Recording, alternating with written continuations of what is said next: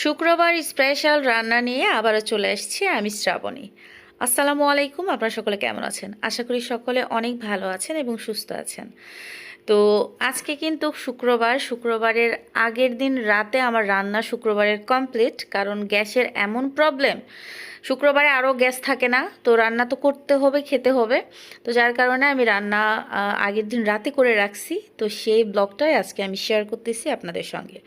তো প্রথমে গরুর মাংস ছাড়া তো শুক্রবার পারই যাবে না। গরুর মাংস আপনাদের ভাইয়ার খুবই বেশি পছন্দ, প্রতি সপ্তাহে গরুর মাংস তার খেতে হবে।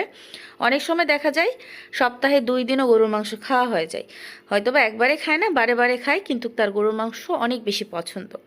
তো গরুর মাংসটা খুব ভালোভাবে ক্লিন করে তারপরে যত রকমের মশলা ছিল, পেঁয়াজ, রসুন, কাঁচামরিচ, শুকনো মরিচ, সাদা এলাচ, আপনার গোলমরিচ, লবঙ্গ, ঝাল, লবণ, হলুদ, বাটা মশলা, তেজপাতা, দারুচিনি, মানে এভরিথিং বাঙালি যে মশলাগুলো থাকে সব মশলাগুলো দিয়ে দেওয়ার পর ভালোভাবে হাতের সাহায্যে মাখিয়ে কষিয়ে মানে রান্না করতেছি। কষানো মোটামুটি কমপ্লিটের দিকে।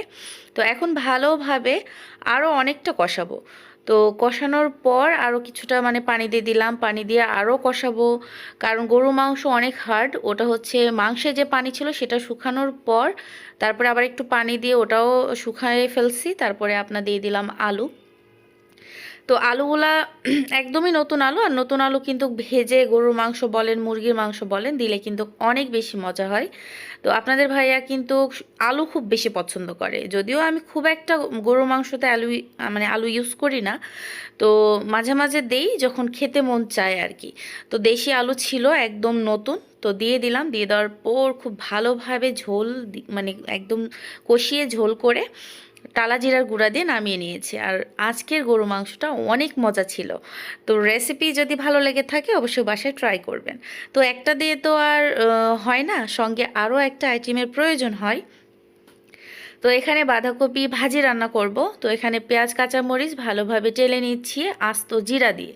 তো ভালোভাবে টেলে নেওয়ার পর তারপরে আলু, বাঁধাকপি দিয়ে ভালোভাবে এটা উল্টে পাল্টে ভেজে নিলেই জাস্ট কমপ্লিট হয়ে যাবে। তো একটু যখন কমে আসছে তখন আমি ফ্রাই প্যানে দিয়ে দিয়েছি, ননস্টিক প্যানে। এতে করে ভাজাটা খুব ভালো হবে। তো আমি আরও একটা তরকারি রান্না করেছি, সেটা শেয়ার করলাম না। তো আজকে রান্নাগুলো আপনাদের কাছে কেমন লেগেছে অবশ্যই কমেন্টে জানাবেন। ভালো লাগলে পাশে থাকবেন। আল্লাহ হাফেজ, আসসালামু আলাইকুম।